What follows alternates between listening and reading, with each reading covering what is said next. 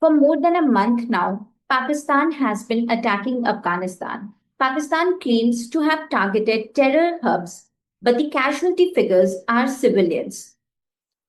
Hello everyone, I am Annu Kaushik, and to discuss all this, I am being joined by Afghan MP in exile, Mariam Solaimankhil. Hello, Mariam.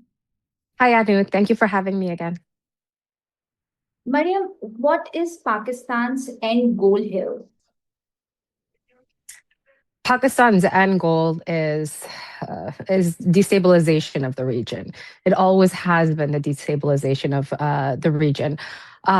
They want to force coercion. They want to have political, military control over the situation in Afghanistan and keep it dependent on them.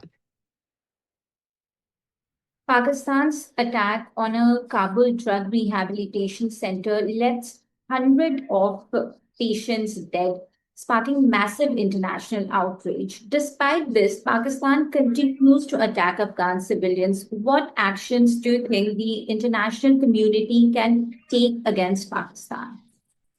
Well, the international community has to hold its own rules strongly during this time because this could happen anywhere in the world. There has to be pressure put onto the UN, to Human Rights Watch, to put independent organizations counting the casualties, finding out the truth on the ground, what's happening, why so many civilians are dying, and how there's no terrorists being killed at this point. And the governments of the world need to put stipulations on giving military aid and financial aid to a country that basically harbored over 20 different terrorist organizations, as well as Osama bin Laden being one of their most famous ones. So more political pressure needs to be put on Pakistan. Uh, Pakistanis have been using very dehumanizing language against Afghanistan. Their government even released a racist video targeting Afghans. How do you respond to this? Well, we're accustomed to this. Pakistan is a country that's historically insecure over their identity. They don't have a real identity. They've taken Indian culture, they've taken Afghan culture, they've taken Baluch culture, they've taken Sindhi culture and mashed it up and tried to make some kind of history for themselves. They have such a weak history that they use Afghan leaders as the names of their missiles, right? So we're seeing it happen for decades on Afghans, and this is to portray us as the enemy. So it's easier to kill us. It's easier to spill our blood. This has been happening to Indians. This has been happening now. Currently, all Baluch are labeled as terrorists. All Pashtuns are labeled as terrorists. We're seeing how peaceful activists like Mahrang Baluch, Ali Wazir, they're all put in prison while real terrorists roam free next to generals. But they're historically insecure, and we see that. We see the blatant racism, and it's shallow. You can see why they're doing this. So it makes it easier for the people to digest the killing of innocent people throughout all of these areas, from Afghanistan to India. The Pakistani attacks coincide with the war in the Middle East. Do you think Pakistan deliberately chose this time to reduce international attention on its strikes? Honestly, I think they would like more attention on these strikes. It's interesting. There's a couple different theories that I could talk about. Number one, the people of Pakistan today are not very happy with their own government, with Imran Khan in prison, Mahrang Baluch in prison, Ali Wazir in prison, a lot of the peaceful activists gone, terrorism on the rise. I mean, on the entire area where there is natural resources and CPEC being planned to be built, that's where you see most of the terrorism and destruction, right? So first, to get some public approval from within that so-called country, they started an attack on terrorism, the show on terrorism. They can get financial gain for this from different stakeholders who want a piece of the natural resources through Khyber Pakhtunkhwa and Baluchistan. And also to fool their own people once again. Usually they want to fight India, but India has proven themselves to be much stronger in the war. So they picked a weaker enemy, and that's the Taliban. And with this, it's very fishy because they've both said that they would stand with Iran, the Taliban as well as Pakistan. And now they're busy in their own war. And in this war, we're not seeing many terrorists die. I haven't heard of one terrorist be killed. All I've heard about is civilians. And why aren't these attacks on TTP happening in Bajawar?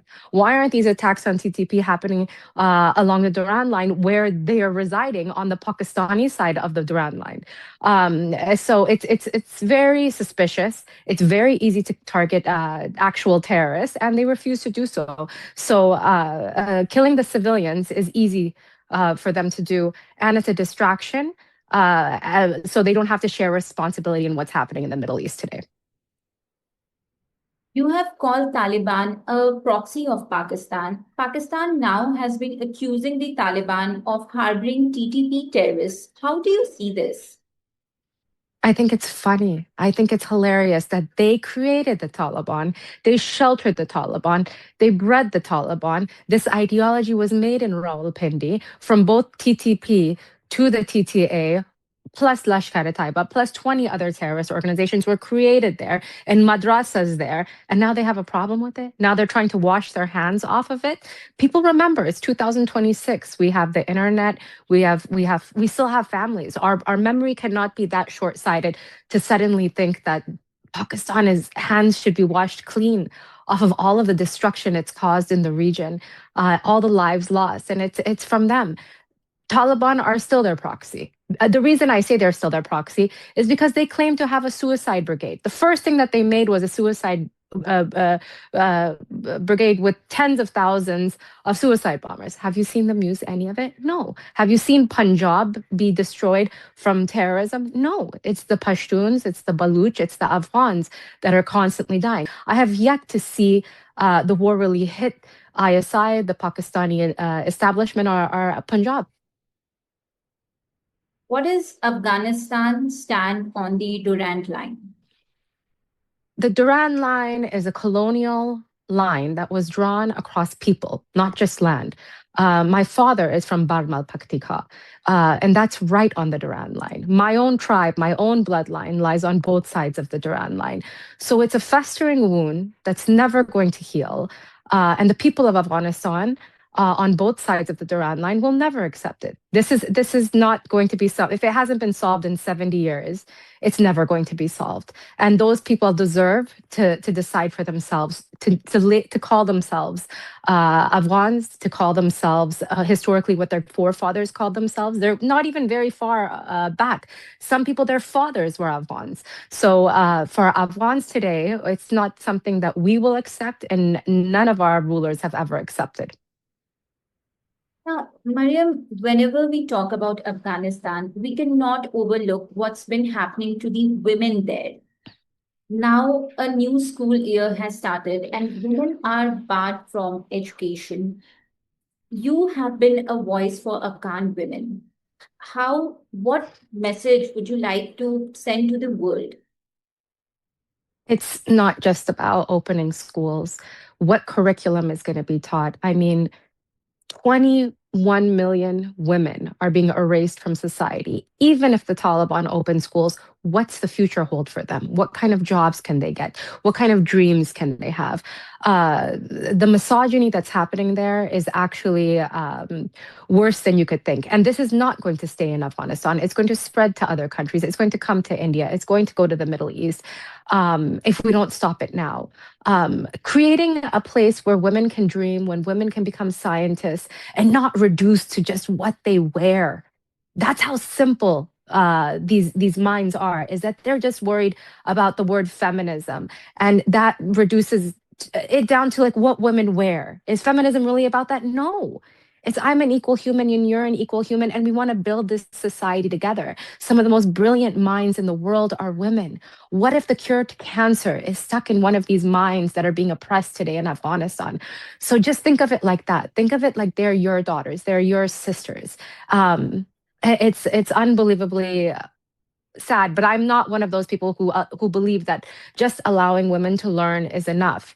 Women need to be allowed to learn to dream. Women need to be allowed to have a career, a life, to build their family side by side with their husbands. And if they choose to be housewives, that's one of the most honorable career choices you could have, to build a home with your family. So that right, men should not be intimidated by it in our region, in the world, anywhere.